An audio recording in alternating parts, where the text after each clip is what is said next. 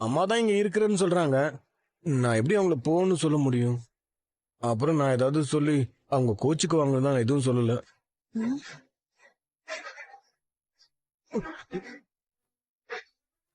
அம்மா அ, அ, அ, அப்படி இல்லம்மா. நீங்க இருக்கிறது எனக்கு கஷ்டம்லாம் இல்லம்மா. பாருங்க, உங்களுக்கு சுடுதண்ணி கூட என்னால சரியா போட்டு தர முடியல. அதுக்காக தான் சொல்றேன். நீங்க படுத்து தூங்கி ரெஸ்ட் எடுக்கிறதுக்கு ஒரு ரூம் கூட இல்ல. நீங்க அங்க போய் கொஞ்சம் அட்ஜஸ்ட் பண்ணி இருந்துக்கோங்கம்மா.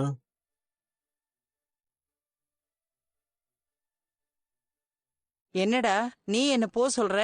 இல்லம்மா, இப்போ உங்களுக்கு உடம்பு வேற முடியல. கடையில வேற டஸ்ட் வேற அதிகமாயிடுச்சு. க்ளீன் பண்ண ஆள் வர சொல்லிருக்கேன். அப்படியா ப்ரோ? அப்படி எதுவுமே சொல்லியே. ஆமாமா, இந்த ஃபுல் கடையை வந்து கிளீன் பண்றதுக்கு ஆள் வராங்கம்மா.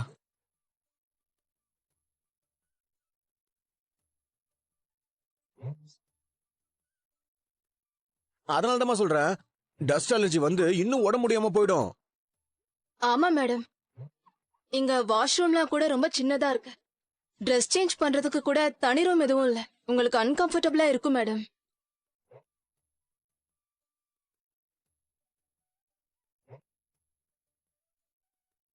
ஆமாமா, இன்னும் கொஞ்ச நாள்ல கோர்ட் லீவு முடிஞ்சிடும். அது வரைக்கும் அங்க போய் இருங்க.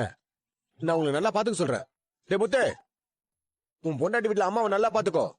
அவங்களுக்கு தேவையானதை ஒழுங்கா செஞ்சு கொடுக்க சொல்லு. சொல்லிட்டேன். அதெல்லாம் எங்களுக்கு தெரியும், நீ அடங்கு. ஜா, சும்மா பிடிவாதம் பிடிக்காம எங்களோட வா. அத்தை, வாங்க அத்தை. உங்களுக்கு என்ன வசதி வேணுமோ நான் அங்க செஞ்சு தரேன். உங்க மனசு சங்கடப்படுற மாதிரி நாங்க யாருமே அங்க நடந்துக்க மாட்டோம். மா, அதான் அப்பாவே வந்து கூப்பிடுறாருலமா, போங்கம்மா.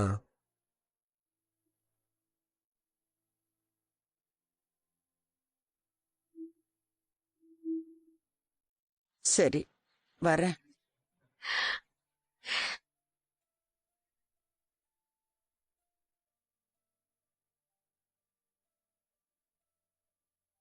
ஆனா ஒண்ணு, எனக்கு பிடிக்கலன்னா நான் பாட்டுக்கு கிளம்பி வந்துகிட்டே இருப்பேன். அப்புறம் என்ன அங்கேயே இருக்க சொல்லி வற்புறுத்த கூடாது. உனக்கெல்லாம் பிடிக்காம போகாது. உன் மேல அக்கறை இருக்கிறவங்க தான் அங்க இருக்காங்க. அத்தை, உங்களுக்கு கண்டிப்பா அங்க எதுவும் பிடிக்காம போகாது. பிடிக்கும்னு நினைச்சுவாங்க, எல்லாமே பிடிக்கும். இந்தா, இதை வச்சுட்டு அம்மாவோட பேக்கெல்லாம் எடுத்துட்டு வா போ.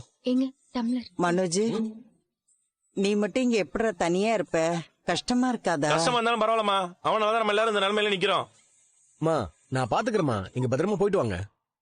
ஏய், ஒழுக்கமா வியாபாரத்தை கவனி. சரிப்பா. வாங்க போலாம். வா போலாம். ம், ம்.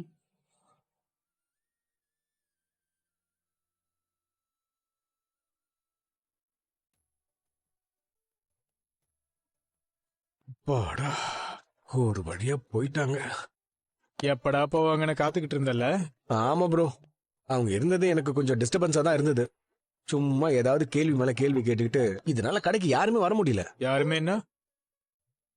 கஸ்டமர்ஸ் சொன்னேன். சரி, போய் வேலையை பாருங்க போங்க. அப்புறம் இந்த வெள்ளை இருக்கிற போட்டையும் தூக்கி போடுங்க.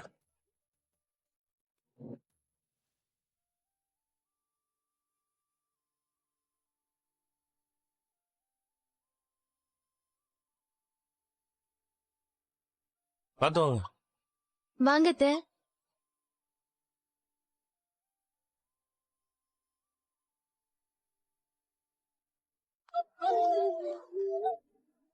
மா, அத்தை மாமா வந்திருக்காங்க. அண்ணே வாங்க அண்ணே. வணக்கங்க. வாங்க அத்தை. வாங்க சம்பந்தியம்மா, நல்லா இருக்கீங்களா? அத்தை, அம்மாவும் இனிமே நம்ம கூட தான் இருக்க போறாங்க. ஆமாமா. ரொம்ப சந்தோஷங்க.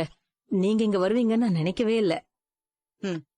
நானும் தான் இங்க வருவேன்னு கனவுல கூட நினைக்கல. என்ன பண்றது?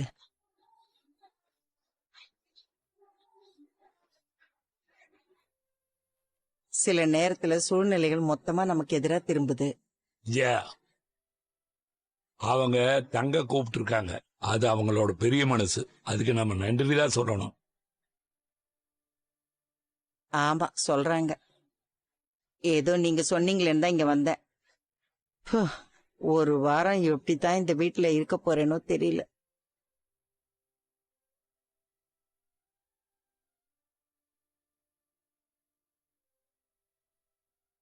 சம்பந்தியம்மா, எங்களால முடிஞ்ச அளவுக்கு உங்களுக்கு தேவையானது செஞ்சு கொடுத்து நாங்க உங்களை பாத்துக்கிறோம். அத்தை, உங்களுக்கு என்ன வேணுமோ சொல்லுங்க, நாங்க செஞ்சு கொடுக்கறோம். பலகுரல் வீட்டுல நடந்த மாதிரி எல்லாம் இங்க எதுவும் நடக்காது. Don't worry mummy.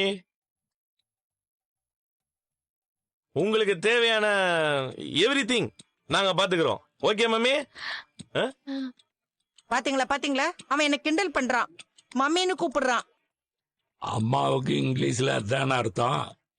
அதான் நான் பெரிய இங்கிலீஷ்காரி மாதிரி பந்தா பண்றேன்னு குத்தி காட்டுறான். அதுவும் மனசாட்சி சொன்னதா இருக்கும். அவன் ஒன்னும் குத்தி காட்டலையே. முத்து இப்ப இங்கிலீஷ் கத்துக்கிறான். ஆ? ம்? ம். ம். ஆமா ஆண்டி, இப்ப அக்காவும் மாமாவும் சேர்ந்து இங்கிலீஷ் கோச்சிங் கிளாஸ் போயிட்டு இருக்காங்க. ஆ? ஏய், நீயும் போறியா? Yes aunty. ம்? Me and my wife going English class.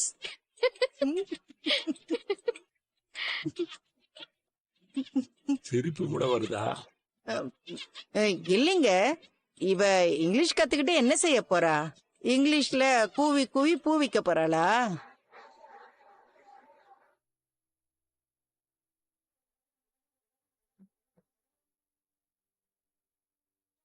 ஒரு நல்ல விஷயம் பண்றாங்க, அதுக்கு கூட உனக்கு பாராட்ட தெரியாதா?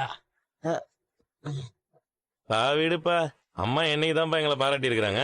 மம்மி நீங்க வேணா பாருங்க, கொஞ்ச நாள்ல நானும் மை ஒய்ஃபும் டைட்டானிக் பட ஹீரோ ஹீரோயின் மாதிரி இங்கிலீஷ்லயே தான் பேசுவோம். ம். அம்மா வாங்க ரவி, ஸ்ருதி. ரவி என்னடா, 2 பேரும் ஹோட்டலுக்கு போலியா? அம்மாவை இங்க கூட்டு வரீங்கன்னு முத்து சொன்னாப்பா, அதனாலதான் பார்க்க வந்தோம். அம்மா சாரிம்மா, நீ ஏன்டா சாரி சொல்ற? அங்க இருந்து வர மாதிரி ஆயிடுச்சுல்லம்மா. சாரி ஆண்டி, நான் அங்க இருந்திருந்தா அப்படி நடந்திருக்கவே விட்டுருக்க மாட்டேன். அம்மா ஸ்ருதி அவங்க அம்மாவை நல்லா திட்டி விட்டாமா. நீங்க எதுவும் நினைச்சிடாதீங்க ஆண்டி. பரவாயில்ல விடுமா, அவங்களோட பழக்க வழக்கம் வேறையா இருக்கு. எனக்கு அது செட் ஆகல, அதான் வந்துட்டேன். அப்படி அங்க செட் ஆகாத அளவுக்கு என்ன நடந்தது? அது ஒண்ணு இல்லப்பா, பலகுற வீட்டுல பார்ட்டி நடந்துக்குது. பெரிய இடத்து பார்ட்டிங்கறதுனால எல்லாரும் கொஞ்சம் சரகெல்லாம் போட்டுருக்காங்க. நாங்க குடிச்சா குடிகாரங்க, பணக்காரங்க குடிச்சா அது ஸ்டைலு கல்ச்சர்னு சொல்றாங்க. மாமா, காசு இருக்கிறவங்க குடிச்சா அது பேரு ட்ரெண்டிங்கு கல்ச்சரு. ஆனா அதுவே நம்ம காசு இல்லாதவங்க குடிச்சா பொறுப்பு இல்லாதவன்னு சொல்லுவாங்க. ம் அப்படியெல்லாம் இல்ல, எங்க இருந்து குடிச்சாலும் குடிக்கிறது தப்புதான். சரிடா, இப்ப என்ன பிரச்சனை அத சொல்லு. அதான்ப்பா, அந்த பார்ட்டிக்கு வந்தவங்க கொஞ்சம் குடிச்சிட்டு ஆட்டம் பாட்டமா இருந்திருக்காங்க. அப்ப பலகுகளோட அம்மா வந்து அம்மா ஆடுவாங்க அப்படிங்கிற மாதிரி சொல்லி இருந்திருக்காங்க. உடனே எல்லாரும் சேர்ந்து அம்மாவை ஆட சொல்லியிருக்காங்கப்பா அப்படின்னு ரவி சொன்னான். ஆனா அம்மாவுக்கு அது எவ்வளவு சங்கடமா இருந்திருக்கும்பா.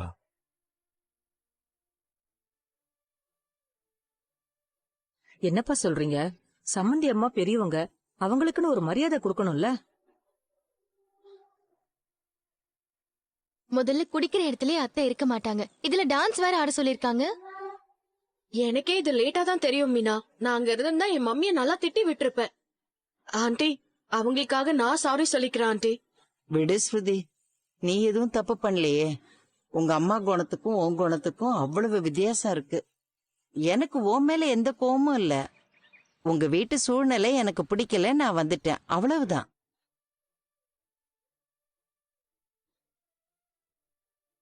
பலகுல இந்த இங்கிலீஷ்ல ஒரு பழமொழி சொல்லுவாங்கல்ல, forgive and forget. மறப்போம் மன்னிப்போம், இதெல்லாம் நல்லா கத்துக்கிட்டியாடா? அம்மா, இந்த பழமொழிலாம் வாழ்க்கைக்கு ரொம்ப முக்கியம் இல்ல. forgive and forget. Okay mummy?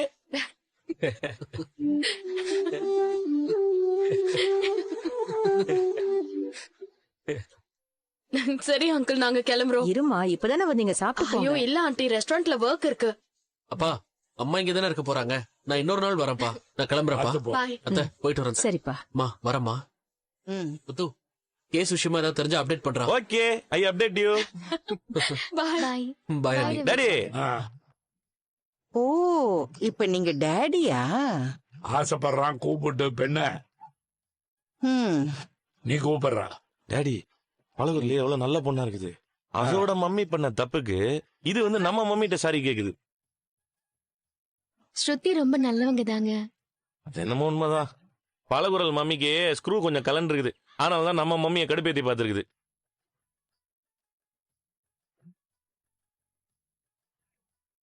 அவங்க குணத்துக்கு தகுந்த மாதிரி தானே நடந்துக்குவாங்க. நம்ம மம்மிக்கு பழகுகளோட வீட்டை பிடிச்சிருந்துச்சு. ஆனா அங்க இருக்கிற ஆளுங்களை தான் பிடிக்காம போயிடுச்சு. என்ன மம்மி? இந்த வீட்டுல வேணா உங்களுக்கு வசதி இல்லாம இருக்கலாம். ஆனா இங்க இருக்கிற ஆளுங்க உங்க மரியாதைக்கு ஒரு துளி பாதம் வராம பாத்துக்குவாங்க.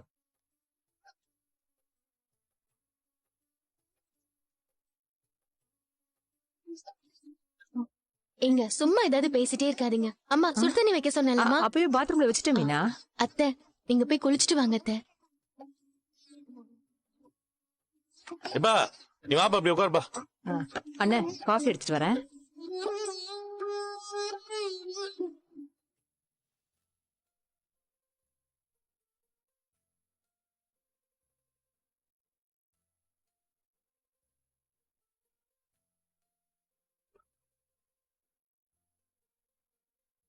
நம்ம தமிழ்ல ஒரு வார்த்தையை ப்ரொனவுன்ஸ் பண்ணும்போது அப்படின்னா வார்த்தையை உச்சரிக்கிறது, அதுதான் ப்ரொனவுன்ஸ். Okay okay. ஒரு வார்த்தையை உச்சரிக்கும் போது அதுல இருக்கிற எல்லா லெட்டர்ஸையுமே அந்த வார்த்தையில சொல்லுவோம் இல்லையா? ஆமா, அப்படி சொன்னாதானே அந்த வார்த்தையை முழுசா சொல்ல முடியும். ஆனா இங்கிலீஷ்ல அப்படி இல்ல. சில வேர்ட்ஸ்ல சைலண்ட் லெட்டர்ஸ் இருக்கும். சைலண்டா இருன்னு சொல்லுவாங்க, அது தெரியும். இது என்னது சைலண்ட் லெட்டரு? ஏங்க முதல்ல அவங்க என்ன சொல்றாங்கன்னு கவனிங்க. சைலண்ட் லெட்டர்ஸ்னா சில வேர்ட்ஸ்ல இருக்கிற லெட்டரை உச்சரிக்கும் போது சொல்ல மாட்டோம். ஆனா அந்த லெட்டர் அந்த வேர்ட்லயே தான் இருக்கும். இதுனா அது அநியாயமா இருக்குது. அது எப்படி இது ஒரு லெட்டர் இருக்கும்போது அதை சொல்லாம விடுவாங்க? Good question.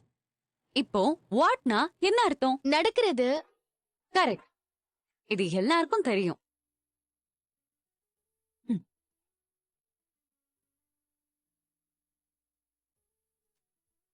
இது வாக். எல்லங்கிற லெட்டர் இருக்கு. ஆனா நம்ம சொல்லும் போது வால்க்னு சொல்றது இல்ல, வாக் அப்படின்னு சொல்றோம் இல்லையா? ஆமா, வாக்கிங் அப்படிதான் சொல்றோம், வாக்கிங்னு சொல்றது இல்லையே. கரெக்டானே? ஆமாண்டா, நானும் இப்பதான் அதை யோசிக்கிறேன். ஏன் டீச்சர், இங்கிலீஷ்ல இருக்கிறதே 26 எழுத்து தான். கஷ்டப்பட்டு அதை எழுதிட்டு எதுக்கு அந்த ஒரு எழுத்த மட்டும் சொல்லாம இருக்காங்க? அதனாலதான் அத சைலண்ட் லெட்டர்னு சொல்லுவாங்க. சரியா மேடம்? எஸ். இன்னும் சில லெட்டர்ஸ் சொல்றேன்.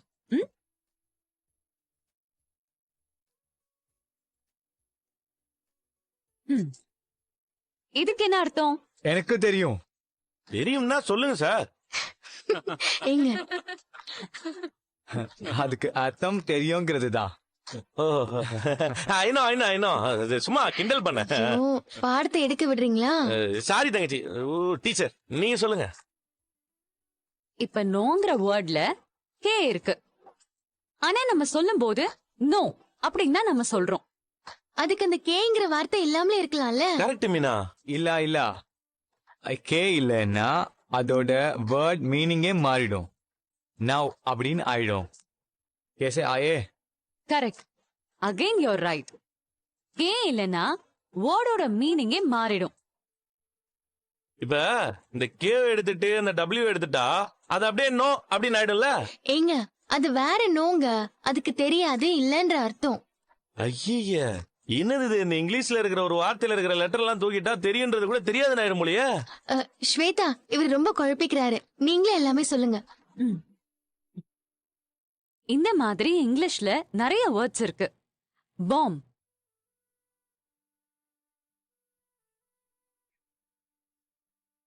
பாம்னா எல்லாருக்கும் தெரியும். இப்போ நாம பாம் அப்படின்னு சொல்லும்போது கடைசியில பி இருக்கு. அதனால பாம் அப்படின்னு படிக்க கூடாது. அதுக்கு எதுக்கு அந்த லெட்டர் அங்க போடணும்? அதான் சொல்றாங்கல்ல, அந்த லெட்டர் அங்க இல்லனா அந்த மீனிங்கே மாறிடுமா. இந்த மாதிரி நிறைய வேர்ட் இருக்கு. இப்போ டெட். இது என்னன்னு தெரியுமா? நல்லா தெரியுமே, கடன் தானே. இதுல இருக்கிற பி சைலண்ட். சொல்லும் போது டெட் அப்படிதான் சொல்லணும். அது சரி.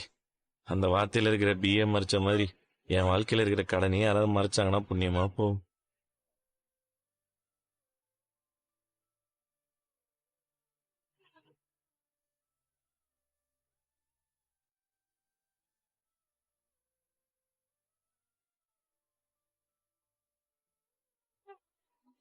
சோ இன்னைக்கு கிளாஸ் முடிஞ்சது. நாளைக்கு வரும்போது எல்லாரும் இதே மாதிரி சைலண்ட் லெட்டர்ஸ் இருக்கிற 10 வேர்ட்ஸ் எழுதிட்டு வரணும். ஓகே, எழுதிட்டு வரோம்.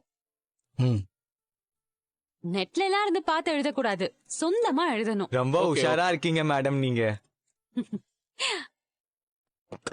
மீனா ஹோம்ஒர்க் வேற கொடுத்துருக்காங்க. நான்லாம் எதுவும் சொல்லி கொடுக்க மாட்டேன்ப்பா, நீங்களாதான் யோசிச்சு எழுதணும். அடேங்கப்பா, என்ன என்னால பண்ண முடியாதுன்னு பாக்குறியா? நானே எழுதுவேமா? பாக்கலாம். அண்ணே எனக்கு வித்யா சொல்லி கொடுப்பா. டேய், இதெல்லாம் சொந்தமா எழுதண்டா, அப்பதான் நம்ம கத்துக்க முடியும். அதெல்லாம் நான் பாத்துக்கிறேனே. போயிட்டுறேன். வரேன் சிஸ்டர். ஏங்க, நான் போய் ஸ்வேதாவை பார்த்து சொல்லிட்டு வரேங்க. சரி முத்து, ஒன் செகண்ட். சார் சொல்லுங்க மிஸ்ரா சார். அன்னைக்கே நான் உங்களை பார்த்து பேசணும்னு நினைச்சிட்டு இருந்தேன் சார். முஜே கியா? எதுக்கு? இல்ல சார், எதிர்காலத்துல இதே மாதிரி ஒரு ஸ்கூல் வச்சு ஏழை பசங்களுக்கு எல்லாம் சொல்லி கொடுப்பீங்கன்னு சொன்னீங்க பாருங்க சார். Super sir. தேங்க்ஸ். நானும் உங்களை நோட் பண்ணேன். நல்லா காமெடியா பேசுறே, எல்லாரையும் சிரிக்க வைக்கிறே. உங்ககிட்ட பேசினாலே எல்லாருக்கும் பிடிச்சிரும் சார். அது பாக்குற நிறைய பேர் நம்மகிட்ட அப்படிதான் சார் சொல்லுவாங்க. நீங்க வெளியே சிரிக்கிறத எல்லாரும் கவனிக்கிறாங்க, ஆனா உங்களுக்குள்ள சம்திங். மத்தவங்கள சிரிக்க வைக்கிறவங்க எப்பவுமே கஷ்டத்தை தனக்குள்ள மறைச்சுப்பாங்க. நீங்களும் அப்படித்தான்னு நான் கவனிச்சேன். அது லோன் பத்தி பேசுறப்போ உங்க வாய்ஸ்ல சம்திங். Any problem? லோன் क्या बात है? என்ன விஷயம்? அதை விடுங்க சார், அது ஏன் பிரச்சனை சார். நீங்க சொன்னீங்களே சார், என்னால நிறைய பேர் சிரிக்கிறாங்கன்னு, அது அப்படியே இருந்துட்டு போட்டோம் சார். எந்த மனுஷன் தான் சார் பிரச்சனை இல்லாம இருக்கிறான்? நான் ஒரு ரீசனோட தான் கேக்குறேன். என்னால சொல்யூஷன் சொல்ல முடியும்ல சார். என் பிரச்சனைகள்லாம் நான் ஆண்டவனே வந்தாலும் சொல்யூஷன் சொல்ல முடியாது சார். அப்படி என்ன ப்ராப்ளம்? சார், என் கூட பிறந்த அண்ணா ஒருத்தர் இருக்கான் சார். அவனாலதான் சார் எல்லா பிரச்சனையும். இதுல உங்க ஹஸ்பண்டும் சைன் பண்ணணும். அவரோட கையெழுத்த மனோஜே போடுவாரு. என் அப்பா சைனை நான் நல்லாவே போடுவேன். 3 மாசம் தான் டைம். ஒரு நாள் தான்னா கூட நான் வீட்டை ஏலத்துக்கு உள்ள இப்ப பத்திரம் எழுதுறேன், கழுத்து போட்டுக்கூட. நம்ம கட்ட வேண்டிய 38 லட்சம் ரூபாய் பணத்தை இன்னும் 24 மணி நேரத்துல கட்டணுமா? அப்படி கட்டலனா வீடை ஜப்தி பண்ணி சீல் வைக்க போற நோட்டீஸ் வந்திருக்குடா. கடைசியா எல்லாருமே வீட்டை விட்டு வெளில வர மாதிரி ஆயிடுச்சு சார். கோர்ட்டு லீவுங்கிறதுனால எங்களாலையும் எதுவுமே பண்ண முடியல சார். மீதி இருக்கிற 38 லட்சத்தையும் கட்டினா தான் எங்களால வீட்டையே மீட்ட முடியும் சார். நீங்க உண்மையிலே கிரேட் முத்து. இந்த காலத்துல பிரதர்ஸ் வாங்குற கடனுக்கு யாரும் பொறுப்பு ஏத்துக்க மாட்டாங்க, ஏன் ஷேர் கூட கொடுக்க மாட்டாங்க. ஆனா நீங்க அதை மொத்தமா ஏத்துக்கிட்டு பணத்துக்காக கஷ்டப்படுறீங்க.